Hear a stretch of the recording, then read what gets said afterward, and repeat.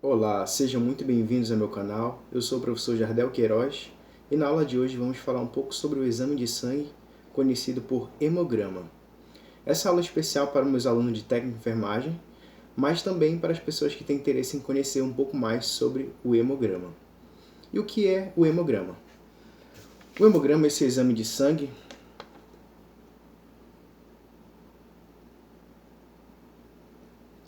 que muitas vezes nós fazemos, o médico solicita para que nós possamos fazer para identificar alguma provável patologia, mas ele é bastante recorrente, né? O médico bastante solicita ele para que possa acompanhar como é que está o organismo daquele indivíduo. O hemograma, ele é um exame bastante geral, ele não é um exame específico. E o que isso significa? Que ele não consegue diagnosticar de fato uma doença, mas ele acaba sendo complementar, ele acaba contribuindo para que o médico possa pedir exames complementares.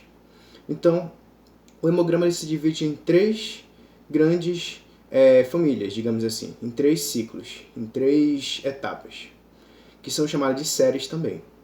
Nós temos a série vermelha, a série branca e a série plaquetária, tá? Ou chamada também de série eritrocitária, leucograma, ou também chamado de plaquetograma, e também chamado de plaquetograma. Então são três séries. A primeira série, a série vermelha, ela faz jus às células do nosso sangue, as hemácias, que também ganham o nome de eritrócitos.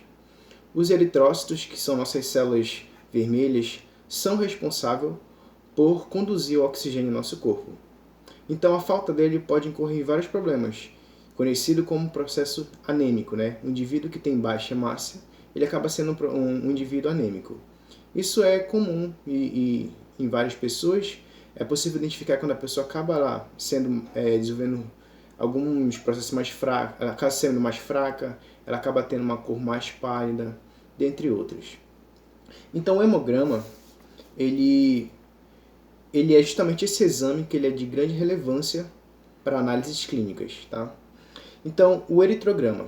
O eritrograma ele é dividido em hemácias, hemoglobina, hematócrito e os seus valores e alguns valores que são complementares, que vão ajudar a conhecer melhor como é que está aquela hemácia, qual o tamanho dela, a quantidade dela, como é que está dividida, né, a hemoglobina dentro dessas células, tá? Que são os parâmetros que são identificados no hemograma como siglas: VCM, HCM, CHCM e RDW. Na aula de hoje nós vamos enfatizar um pouco mais sobre alguns parâmetros que são de grande relevância, como por exemplo, hemácias. As hemácias são essenciais para que nós possamos identificar como é que está o organismo daquele indivíduo. Tá? Sabemos que o indivíduo ele adquire energia por meio da alimentação, mas também pela necessidade de consumir oxigênio. Então as nossas células, elas carregam esse oxigênio, tá? As hemácias carregam esse oxigênio para nossas células, para a parte mais interior delas, tá? Para que possa desenvolver suas determinadas funções. Então, um indivíduo que tem poucas hemácias, ele acaba tendo problemas para conduzir essa energia, esse oxigênio. Então, havendo falta dele, o indivíduo começa a apresentar fraqueza, né? Então, desmaios, e ele acaba tendo um aspecto mais pálido. Nós temos a hemoglobina. A hemoglobina ela é uma proteína que dá cor à hemácia, mas não só dá cor, ela também é responsável por carregar o oxigênio dentro da célula. Tá? Então imagine o seguinte, que a hemácia é uma célula, que de fato ela é, e ela tem um bolso. Esse bolso serve para carregar as coisas. No caso, a hemácia ela tem a hemoglobina, que seria o bolso, para carregar o oxigênio. Tá? Então, para que a hemácia possa carregar o oxigênio, ela precisa ter a hemoglobina e o ferro. Então, às vezes, o paciente, quando ele está com anemia, ele precisa tomar ferro justamente para suprir essa necessidade. Então, nós temos também como parâmetro, nós temos os hematócritos. Tá? O hematócrito ele é essencial para que o médico possa identificar se aquele paciente ele está desidratado ou não. Tá? Porque o hematócrito ele vai dosar quanto é que tem de líquido naquele sangue, naquele pequeno quantidade de sangue que é solicitada para o paciente. Então ele analisa se tem líquido suficiente ali. Se não tiver, significa que o paciente está por um processo de desidratação.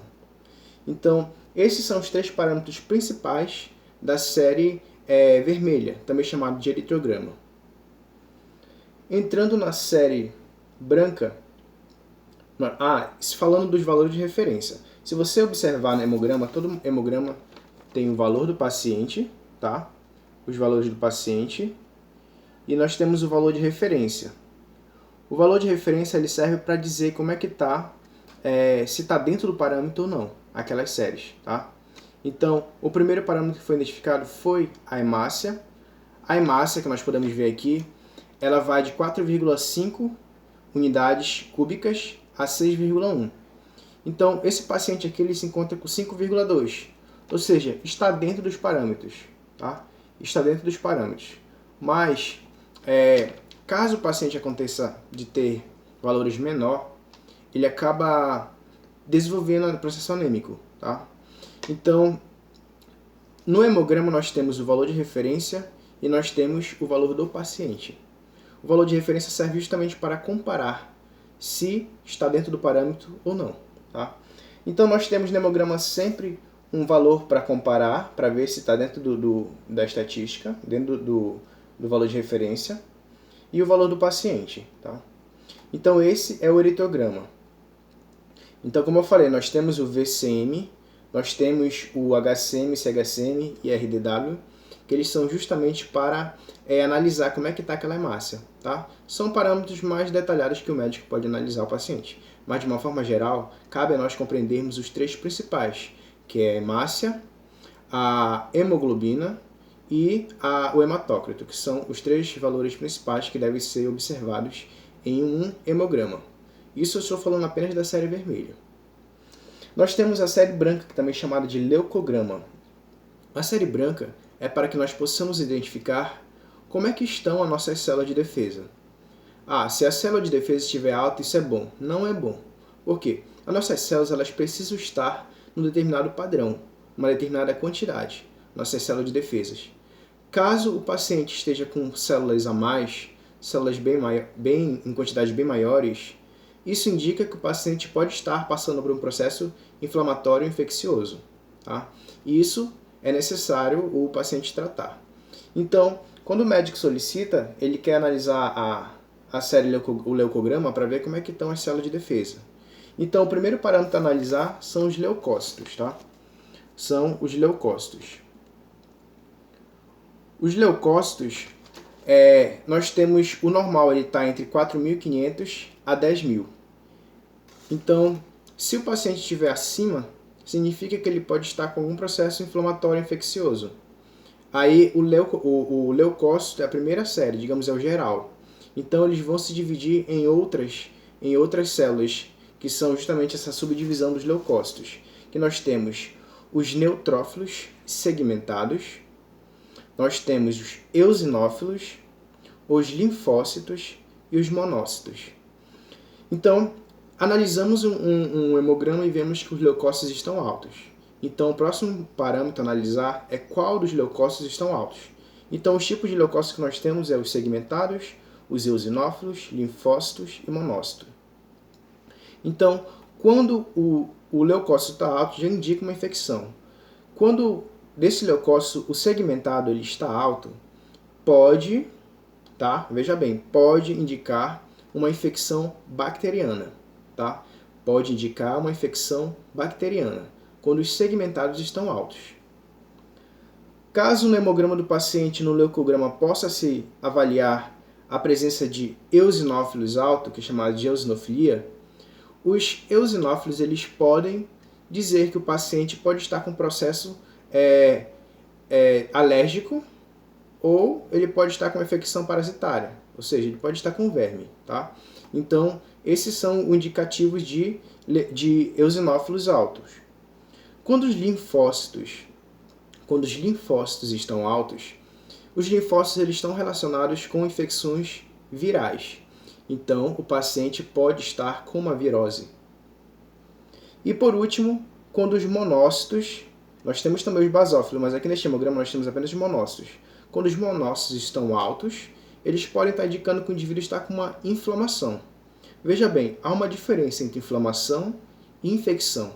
A infecção é quando um micro-organismo adentra no nosso corpo e faz uma determinada alteração. Isso é uma infecção, ele está adentrando. E a inflamação é uma resposta do nosso próprio corpo para esse tipo de infecção. Então, quando os monócitos estão altos, significa que o nosso corpo está agindo contra uma determinada inflamação. Pode ser em qualquer tipo de órgão ou até mesmo na parte mais externa do nosso corpo. Então, aqui nós temos no hemograma, se você pegar o hemograma, nós temos os valores de referência para comparar. Vale ressaltar que os valores de referência eles modificam de laboratório para laboratório. Então, vocês vão avaliar que tem laboratório que diz que a taxa é de 5.000 a 10.000, outras de 4.500 a 10.000, outras de 5.000 a 11.000 e assim por diante. E esses valores não modificam de laboratório pelo fato de o laboratório adotar uma forma ou outra, mas sim pelo método que é utilizado no laboratório para fazer esta análise. Então, os valores de referência eles vão modificar também de acordo com o paciente. Se for homem, vai ser um determinado valor de referência. Mulher, criança, idosos e assim por diante. E por último, a série também que é possível analisar em um hemograma são as plaquetas, tá? A série plaquetária. Tá? As plaquetas elas são analisadas para identificar se o paciente ele está com baixa plaqueta ou alta. Né? E as plaquetas estão relacionadas com o processo de coagulação. Imagine, um indivíduo sofreu uma fratura. Então, imediatamente ele poderia sangrar até ir a óbito. Mas por mecanismo do nosso corpo de estancar esse sangramento, é um mecanismo interno, que é chamado de processo plaquetário, então ele evita que o indivíduo possa sangrar bastante. Então, se o indivíduo estiver com poucas plaquetas, ele pode ter facilmente um processo hemorrágico.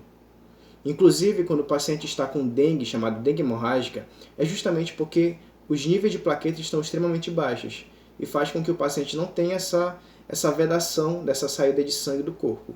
Tá? Então, as plaquetas estão relacionadas com o processo de coagulação. E quando as plaquetas estão altas também não é muito bom para o corpo, porque o organismo essas plaquetas podem obstruir a passagem do sangue e incorrer, quem sabe, em um processo trombótico ou até mesmo em um AVC no paciente. Tá? Então, este é o hemograma. Essas são as 3 séries que são do hemograma. E então, o médico solicita não como para ter um diagnóstico preciso, mas para ter uma visão geral de como é que está a situação daquele paciente. Dito isso, o paciente, visto o hemograma, o paciente, o médico ele pode pedir exames complementares para, digamos, deu eosinofilia, ou seja, o número de eosinófilos está alto. O médico pode pedir um exame parasitológico, o exame de fezes, para identificar que tipo de verme o paciente tem para que possa ser tratado. Caso dê um outro tipo de problema, o médico também pode pedir exames complementares. Então, volto a ressaltar, através do hemograma não é possível ter um diagnóstico preciso do paciente. É necessário que se façam exames complementares. Até mesmo quando o paciente está com COVID, não é possível identificar e diagnosticar o COVID pelo hemograma, mas algumas alterações são observadas, tá? No próprio hemograma, que o médico sugere ao médico que ele possa pedir o exame próprio para COVID. Certo, pessoal? Essa foi nossa aula sobre hemograma. Tá? Quem está acompanhando a minha aula na matéria de apoio ao diagnóstico, você tem a apostila e lá está tudo detalhado esse conteúdo. Tá? Essa nossa aula é mais para reforçar aquele conteúdo lá. Quem tiver dúvida pode entrar em contato, que estamos à disposição.